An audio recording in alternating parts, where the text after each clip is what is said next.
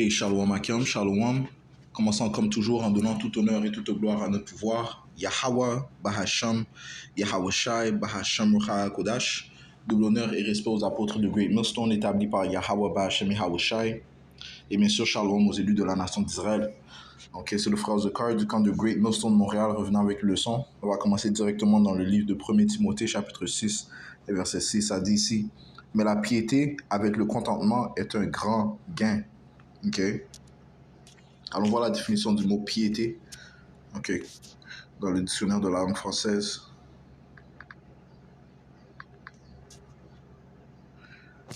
Le mot piété.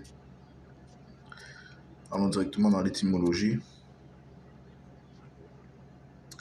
Ça dit ici pitié, passion, fervent attachement au service de Dieu. Ok. Fervent attachement au service de Dieu, aux devoirs et aux pratiques de la religion. Ok. Donc faire ce que Yahweh Bahasham Yahweh Shai exige. Ok. Le mot religion retourne au service de Yahweh Bahasham Yahweh Shai. Ok. Donc la piété et le contentement, ok, de tout ce que le Seigneur nous donne est un grand gain.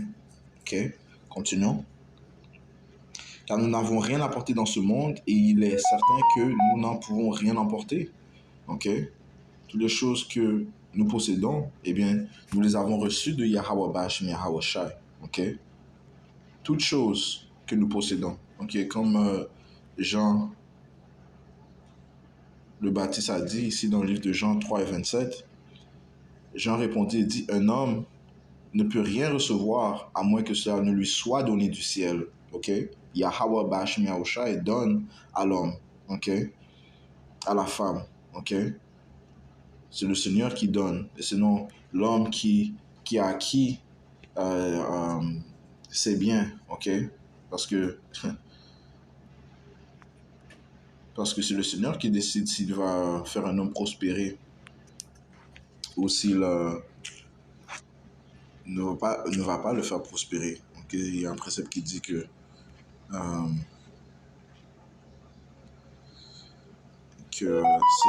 c'est une petite chose pour le Tout-Puissant Yahweh Bahasham Yahweh Shai de rendre un homme pauvre riche. Si je ne me trompe pas, c'est Siracide 11, verset...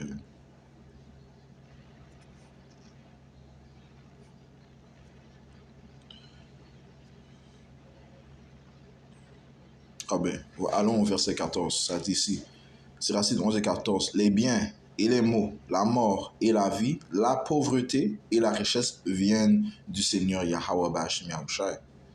Ok. Les dons de Dieu, Yahweh Bahasham Yahweh Shai, demeurent au juste et sa faveur assure la prospérité pour toujours. Ok.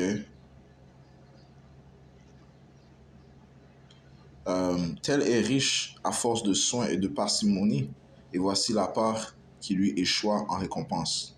Il peut dire: j'ai trouvé le repos, et maintenant je vais manger de mon bien.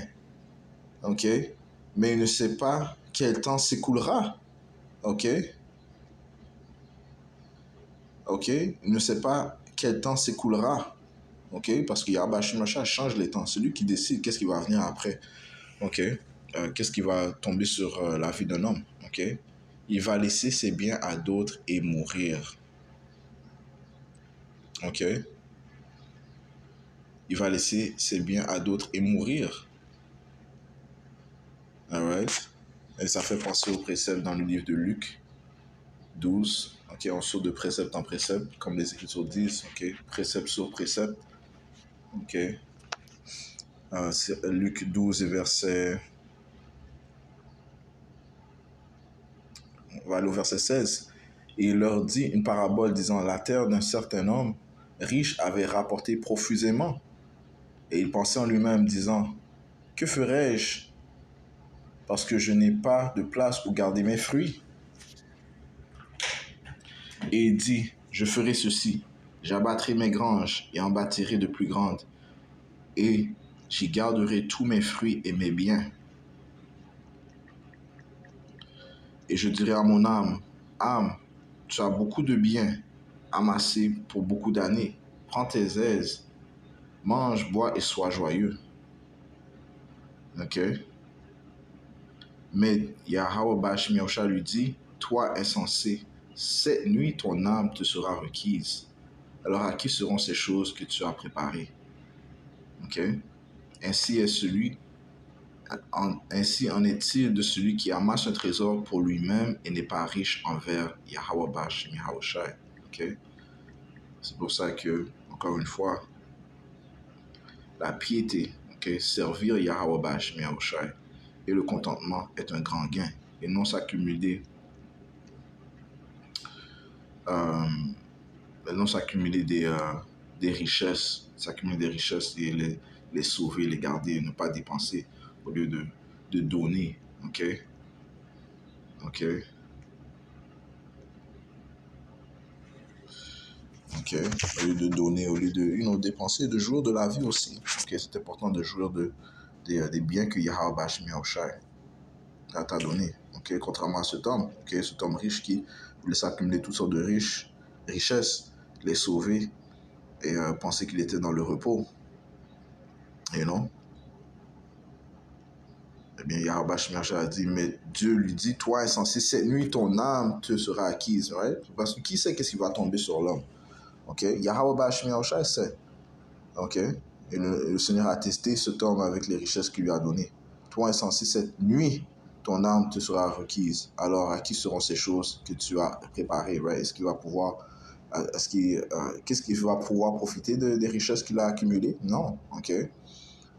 Ok? Retournons à Siracide 11 et verset... On va retourner au verset 16. Tel est riche à force de soins et de parcimonie. Et la définition du mot parcimonie, on va le prendre rapidement. Ok? Qui, en fait, qui signifie épargne ou économie minutieuse. Mais on va le prendre dans le dictionnaire. Ok? Look at this madness. Parcimonie. This what gotta go, man. Parcimonie. Utilisation aux dépenses très réfléchies et limitées, particulièrement en ce qui concerne les ressources mineures. Ok? Dérivé du parceur, épargner. Ok? Signifiant épargner. Ok? Tu épargnes, tu épargnes, tu épargnes. Sans jouir de la prospérité que le Seigneur te donne. Verset 16. Tel est riche à force de soins et de parcimonie, et voici la part qui lui échoit en récompense. Il peut dire, j'ai trouvé le repos, et maintenant je vais manger de mon bien. Mais il ne sait pas quel temps s'écoulera, il va laisser ses biens à d'autres et mourir. Sois fidèle à ton alliance avec Yahweh ou Yahweh Shai, et vis dans cette pensée et veille dans ton œuvre. Ok? Piété et contentement est un grand gain. Ne t'étonne pas des affaires du pécheur, confie-toi dans le Seigneur et persévère dans ton travail. Okay? Car c'est chose facile aux yeux du Seigneur Yahweh Bashmi Yahushua d'enrichir promptement et d'un seul coup celui qui est pauvre. Ok? Alright? Donc c'est le Seigneur qui enrichit, c'est le Seigneur qui appauvrit. Ok? C'est comme ça dit ici. C'est une chose facile aux yeux du Seigneur d'enrichir promptement et d'un seul coup celui qui est pauvre. Ok? Retournons à 1er Timothée 6, verset 5, car nous n'avons rien apporté dans ce monde et il est certain que nous n'en pouvons rien emporter. Ok? Les richesses accumulées. Ok? On ne peut pas les emporter. Et Job a dit ça aussi. Ok? Job, après qu'il fut affligé par Satan, ok? Qu'est-ce qu'il a dit? Eh bien, on va aller dans le livre de Job, chapitre 1, et verset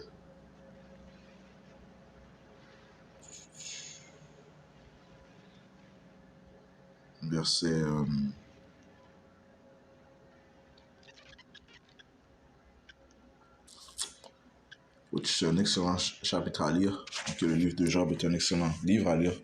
Mais on va sauter directement au verset 13, ok?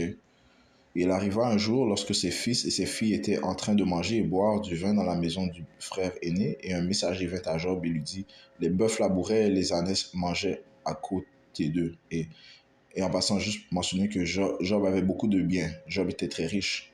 Et les Sabiens, à cause de Yahweh Bashmi Yahushai. OK? OK. Job 1, il y avait dans le pays douce un homme dont le nom était Job, et cet homme était parfait et droit, craignant Yahweh et renonçant au mal. Et il lui naquit 7 filles, sept fils, désolé, et 3 filles. Et il possédait aussi 7 000 moutons et 3 000 chameaux, 500 paires de bœufs, 500 ânesses et un très grand nombre de serviteurs. Ainsi, cet homme était le plus grand de tous les hommes de l'Est. Okay? Alright, so, et ce qui prouve que Job avait de grandes richesses. OK? Et, OK, on va sauter encore une fois. La partie où Job a été tenté, affligé par Satan, après le défi entre Satan et le Tout-Puissant. OK? Verset 14, et un messager vint à Job et lui dit, les bœufs labouraient et les ânesses mangeaient à côté d'eux. Et les Sabiens sont tombés sur eux et les emmenèrent. Oui, ils ont égorgé les serviteurs par le tranchant de l'épée. Et moi seul me suis échappé pour te le raconter. Tandis qu'il était toujours en train de parler, un autre vint et dit, le feu de Dieu, Yahweh Bashmi Yahushai, est tombé du ciel et a brûlé les moutons et les serviteurs et les a consumés. Et moi seul me suis échappé pour te le raconter. Tandis qu'il était toujours en train de parler, un autre vint et dit, les Chaldéens ont fait 3 bandes et se sont jetés sur les chameaux et les ont pris. Oui, et ils ont égorgé les serviteurs par le tranchant de l'épée. Et moi seul me suis échappé pour te le raconter. Tandis qu'il était toujours en train de parler, un autre vint et dit, tes fils et tes filles étaient en train de manger et boire du vin dans la maison de leur frère aîné, et voici un grand vent est venu du désert et a heurté les 4 coins de la maison, et il est tombé sur les jeunes gens, et ils sont morts. Et moi seul me suis échappé pour te le raconter. Si on voit toutes les afflictions, tous les châtiments et les calamités qui sont tombés sur Job, ok, rapidement, en un instant, ok. Alright. Et qui en est l'auteur? Yahweh. Ok. Le Seigneur a donné l'accord à Satan d'affliger Job. Ok. Le Seigneur avait réservé quelque chose quand même pour quelque chose de plus grand pour Job. Ok. Verset 20. Alors Job se leva et déchira son manteau et rasa sa tête et se jeta par terre et adora. Et adora. La piété et le contentement est un grand gain. Ok. Le service de Yahweh Bashmi Yahushai. On voit ce que Job a fait, il a dit ici. Il déchira son manteau, il rasa sa tête et se jeta par terre et adora Yahweh Bashmi Yahushai. Tawari Yahweh Bashmi Yahushai. Il a dit Kol Loim la Yahweh Bashmi Yahushai. Ok? Je suppose que c'est ce qu'il a dit. Il a donné gloire et hommage et tout respect et honneur à Yahweh Bashmi Yahushai. Et il a dit, le point est ici, verset 21, et il dit, nu je suis sorti de l'utérus de ma mère et nu j'y retournerai. Le Seigneur a donné, Yahweh a donné, Yahweh a ôté. Que le nom de Yahweh soit béni. OK? OK? En tout cela, Job ne pécha pas, ni accusa le Tout-Puissant sottement. OK? Alright? So, encore une fois, la piété et le contentement est un grand gain. On voit l'intégrité qu'a gardé Job. OK? Sachant que, retournons à 1 Timothée 6 et verset 7, car nous n'avons rien apporté dans ce monde et il est certain que nous n'en pouvons rien emporter. OK? Verset 8, ayant nourriture et habillement, soyons satisfaits avec cela. OK? Alright, so, on voit l'intégrité de Job. OK? OK? Allons maintenant dans le livre d'Ecclésiaste. OK? Allons dans le livre d'Ecclésiaste. Chapitre 5 et verset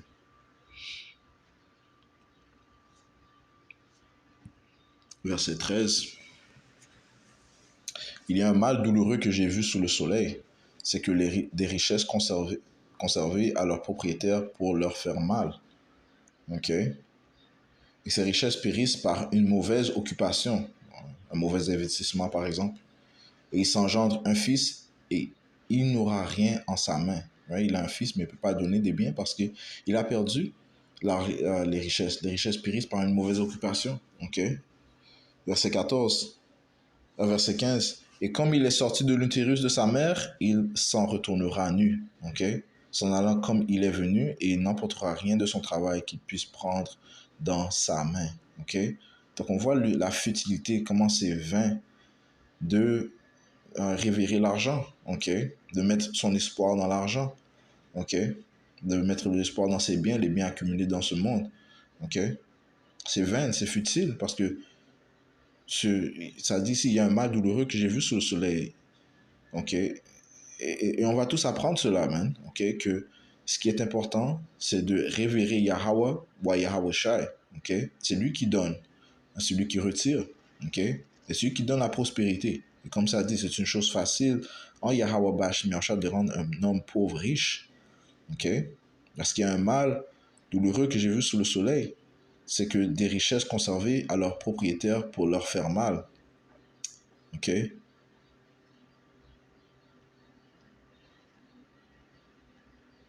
Wow. OK. Verset 14. Et ces richesses périssent par une mauvaise occupation et il engendre un fils. Il n'aura rien en sa main. OK?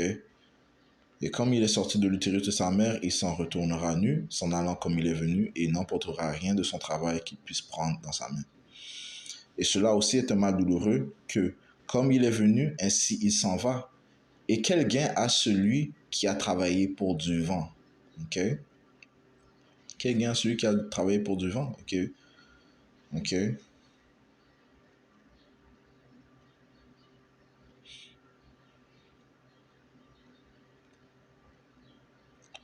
OK? Verset 17, il mange aussi tous les jours de sa vie dans l'obscurité et a beaucoup de douleur et de colère dans sa maladie. Voici ce que j'ai vu. C'est bon et convenable à l'homme de manger, de boire et de jouir du bien de tout son travail qu'il entreprend sous le soleil tous les jours de sa vie, lesquels Yahweh Bash Mirsha lui a donné, car c'est sa portion. Donc c'est mieux de riche, profiter des biens que Yahweh Bash Mirsha en le révérant, ok? En le révérant, ok?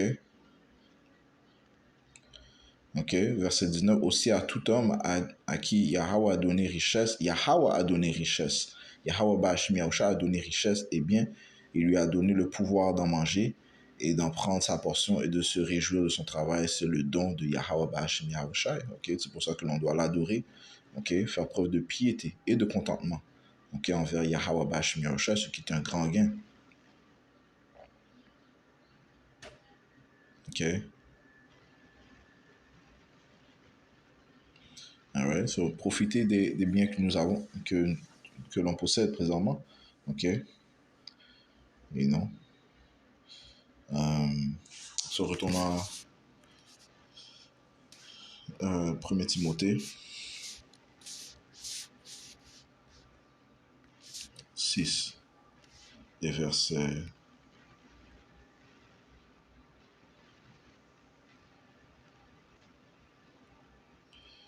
8, et en nourriture et habillement, soyez satisfaits avec cela.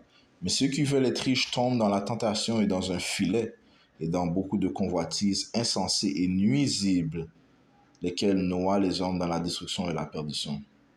Car l'amour de l'argent est la racine de tous les maux, que quelques-uns l'ayant convoité, ils se sont égarés de la foi et se sont transpercés eux-mêmes de beaucoup de douleurs. Right? Et donc mettre la confiance dans la richesse, ok? Mettre ta foi dans la richesse, ok? L'amour de l'argent est la racine de tous les maux. Parce que comme ça dit, concernant l'argent, celui qui met sa confiance, celui qui aime l'argent ne sera jamais satisfait. Ok? Encore une fois, Ecclésiaste 5 et verset 10. Celui qui aime l'argent ne sera pas rassasié par l'argent. Ok? Tu ne vas pas être satisfait par l'argent. Celui qui aime l'argent ne sera pas rassasié par l'argent. Tu vas toujours continuellement en vouloir plus. Ni celui qui aime l'abondance avec revenu, cela aussi est vanité. Ok? Celui qui aime l'argent ne sera pas rassasié par l'argent, ni celui qui aime l'abondance avec revenu. Ok? Ouais, le cœur est jamais satisfait. C'est là aussi vanité.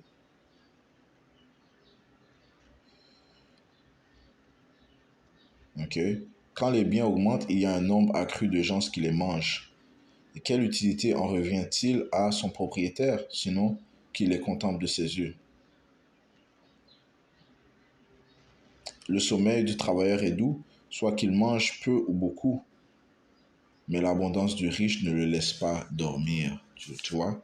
Il ne laisse pas dormir. Il pense toujours à comment vouloir faire plus, ou bien il pense à son argent. Ok? S'il y a des gens qui veulent son argent, il n'a pas la paix en autre mot. Ok? Celui qui aime l'abondance. Ok?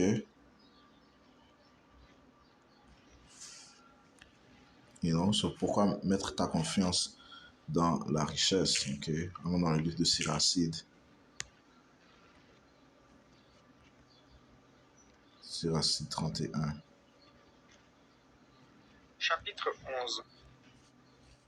Et verset 1. Les veilles du riche consument les chairs. Ok? Et les soucis lui enlèvent le sommeil. Ok? Les soucis lui enlèvent le sommeil. Tu penses à tes investissements. Est-ce qu'ils vont fonctionner? Ils vont pas fonctionner. Ok? Tu penses à qui veut ton argent. C'est juste, encore une fois, un manque de repos. Ok? Un souci perpétuel empêche le sommeil, comme une maladie grave le bannit. Ok?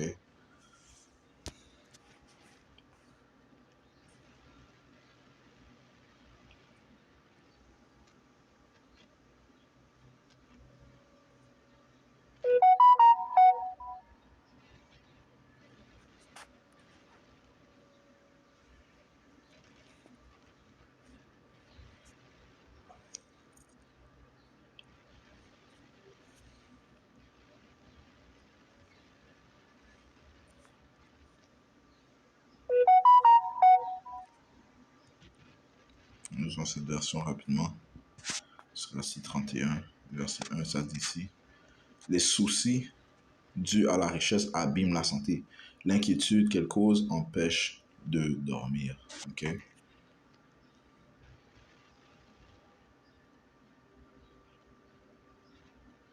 Ok? Les soucis qui empêchent de dormir sont comme une maladie grave. Ils chassent le repos et enlèvent le sommeil. Le riche se fatigue pour amasser des biens et quand il s'arrête, c'est pour pour se rassasier de plaisir. Verset 4. Le pauvre se fatigue et ne gagne presque rien. Et quand il s'arrête, il tombe dans la misère. Tu vois? Encore une fois, c'est le Seigneur qui rend l'homme riche. Ok? Les gens pauvres qui travaillent fort, ok, qui restent dans la pauvreté, ok, c'est Yahweh Shemosha qui donne l'accroissement.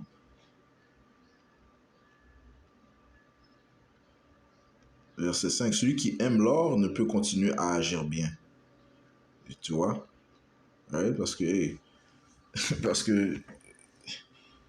les gens peuvent trouver toutes sortes de manières de te faire tromper pour accumuler plusieurs richesses, ok. Ils peuvent faire tromper le monde, juste pour accumuler plus de richesses, ok. L'exemple, c'est Esau Edom, ok. Mettre toutes sortes de taxes et de décrets iniques, des intérêts, juste pour accumuler plus de richesses. Celui qui aime l'or ne peut continuer à agir bien. Celui qui court après l'argent se laisse tromper par lui. Beaucoup ont tout perdu à cause de l'or, cela devait leur arriver. En effet, l'or est un piège pour ceux qui ne cherchent que lui. Tous ceux qui manquent de bon sens s'y laissent prendre. Ok? Il est heureux le riche à qui on n'a rien à reprocher et qui ne court pas après l'or. Ouais? Mais ça, c'est celui qui rend gloire et hommage à Yahweh Bashmi Oshai. Ok? Celui qui ne court pas après l'or. Mais celui plutôt qui, tout comme Salomon, recherche la sagesse, demande le jugement, la sagesse du jugement de Yahweh Bashmi Oshai pour bien juger. Yahweh Bashmi Oshai va lui donner les richesses, tout comme il a fait à Salomon. Ok? Oui, l'argent est une défense, plutôt que dit ça. Ok?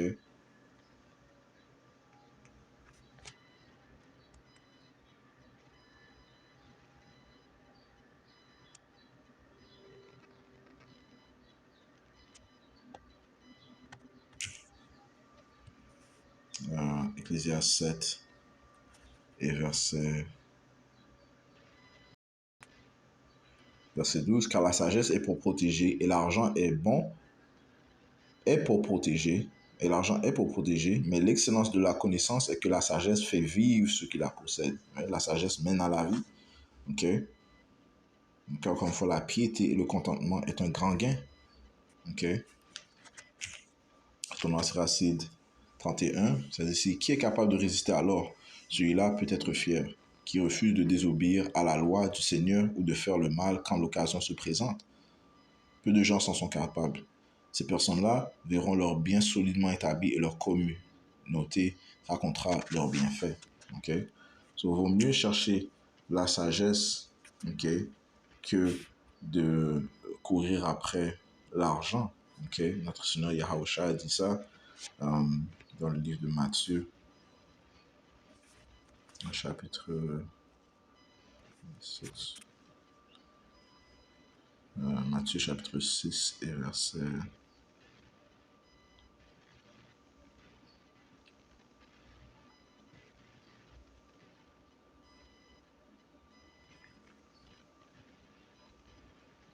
19.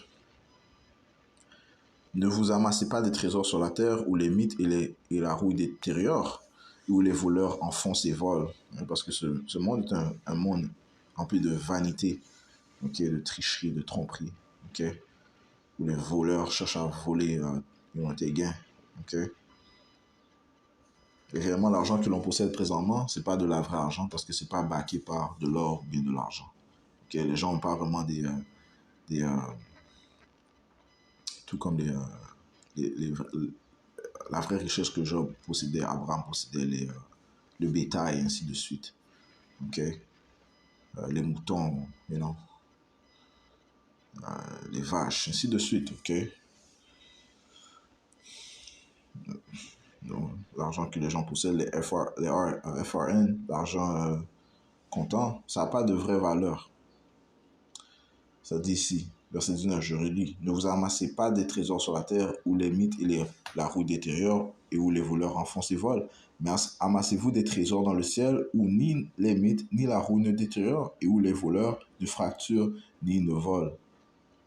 Ok? So, encore une fois, la piété, servir Yahweh Bashim Yahushai. Ok? Et le contentement est un grand gain. Ok? Lui sont les vrais trésors. Servir Yahweh Bashim Yahushai, c'est le vrai trésor. Ok? Et nul ne peut voler les bienfaits que tu as accumulés en servant Yahweh Bashim Yahushai parce qu'ils sont collectés par Yahweh Bashim Yahushai et nul ne peut les retirer. Ok? Et éventuellement, tu vas recevoir le fruit de tes œuvres. Ok? Le Seigneur est un Dieu de récompense. Ok? Verset 21, car là où est votre trésor, là aussi sera votre cœur. Ok? Hein? Et bien, si tu mets ton cœur dans les biens de ce monde, l'argent de ce monde, les choses que tu as accumulées dans ce monde, eh bien, ton cœur sera là. Okay? Mais si tu accumules dans le service de Yahweh Bashim Yahushai, être un bon frère, édifier, les brebis, prêcher la parole, faire preuve de patience, longanimité, prier, ainsi de suite. Ok, eh bien, il y a une grande récompense à cela. Ok, la récompense réellement, oui, le Seigneur peut te récompenser dans cette vie, mais la grande récompense vient à l'arrivée de Yahushua. Ce que nous attendons ultimement, c'est le salut. Ok. Verset 24, aucun homme ne peut servir deux maîtres. Ok. Car ou il haïra l'un et aimera l'autre, ou bien il s'attachera à l'un et méprisera l'autre. Vous ne pouvez servir le Tout-Puissant et Mammon. Mammon, c'est l'argent. Ok.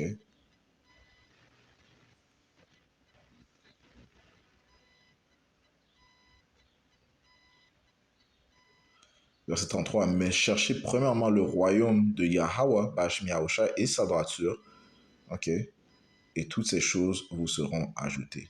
Ok, se rechercher Yahweh Hashem Yahshua, et toutes les choses vont être ajoutées. Ok, et Salomon est l'exemple parfait. Il a recherché Yahweh Hashem Yahshua, la sagesse, ok, le jugement, ok, exécuter la droiture, ok, et la vérité, et bien toute chose lui fera ajouter. Ok, se retournant à 1 Timothée 6, et verset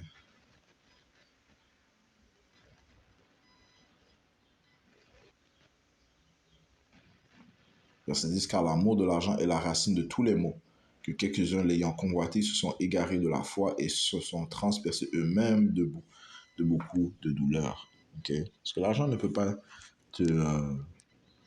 non seulement tu peux pas te soulager, ok, des, des tourments, ok, you know, spécifiquement dans les temps où on vient, ok, on arrive à un temps où il y aura un écroulement économique, on arrive le temps où il y aura un écroulement économique et Esau Edom, okay, qui a établi ce système avec de l'argent basé à partir de rien, okay, l'argent sans valeur, qui n'est pas backé par l'or ou l'argent, eh bien, il va mettre fin à ce système. Il va passer à un système digital, ok. L'implémentation de la marque de la bête, la puce électronique, ok.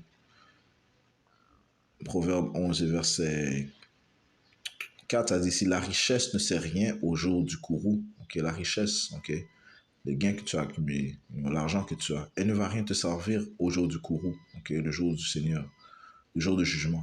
Mais la droiture délivre de la mort, ok, la droiture délivre de la mort, ok. C'est quoi la droiture? Avoir la foi en Yahweh, Yahweh Shai, ok. Ok, rechercher le royaume du Tout-Puissant et toutes choses te seront ajoutées, ok. La sagesse est une défense, ok, elle donne la vie, ok, à ceux qui la possèdent, ok.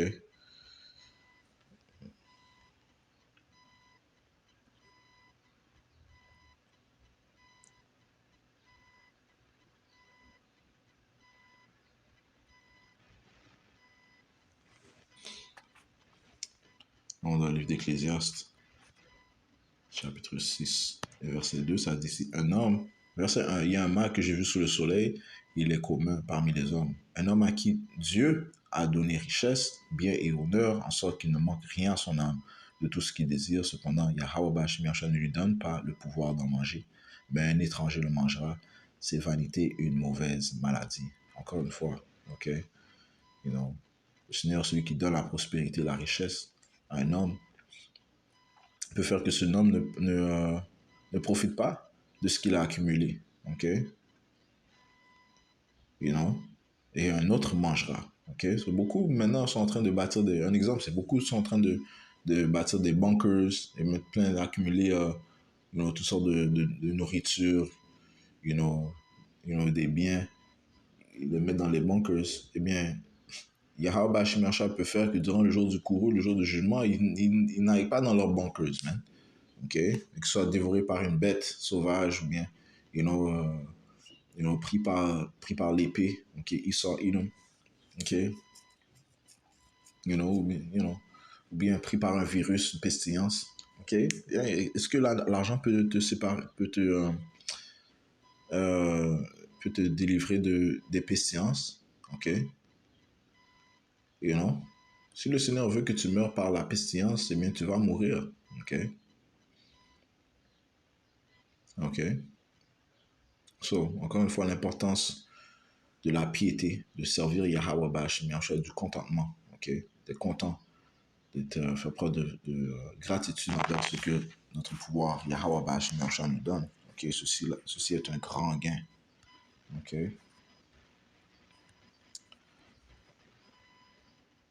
ok, et non s'accumuler des richesses et l'épargner, sans même y toucher, ok. 1 Timothée 6 verset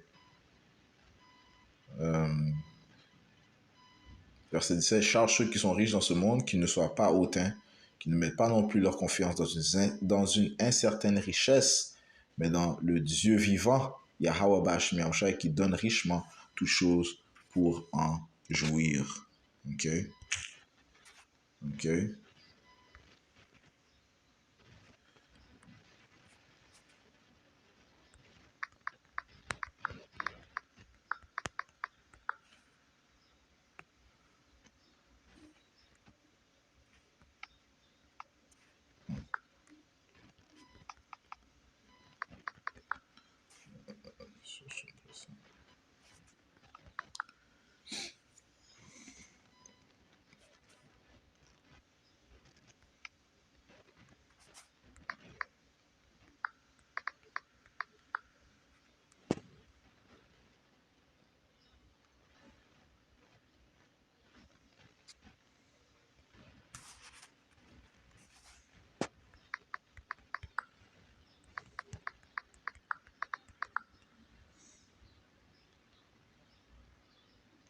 Proverbe 23 et 5.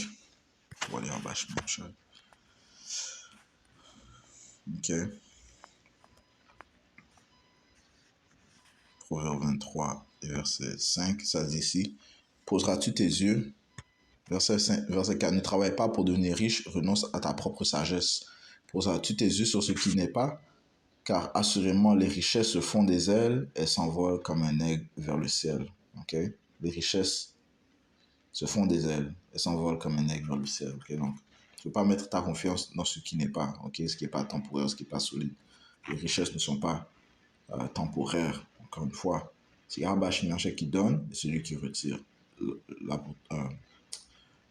Job est le parfait exemple. Le Seigneur a rétabli Job, hein, ok? Il a dit qu'il lui a donné beaucoup plus que ce qu'il avait auparavant, ok? Mais Job n'a pas mis sa confiance dans les richesses, ok? Mais plutôt en Yahweh Bahashem Yahushai. So, finissons encore, 1 Timothée 6 et 17. Charge ceux qui sont riches dans ce monde qui ne soient pas hautains, qui ne mettent pas non plus leur confiance dans une certaine richesse, mais dans le Dieu vivant Yahweh, ou Yahushai, qui nous donne richement toutes choses pour en jouir. Okay? Donc il faut jouir de ce que le Seigneur nous donne. Qu'ils fassent du bien, qu'ils soient riches en bonnes œuvres, prêts à distribuer, disposés à transmettre, faisant une provision pour eux-mêmes d'un bon fondement pour le temps à venir afin qu'ils puissent saisir la vie éternelle.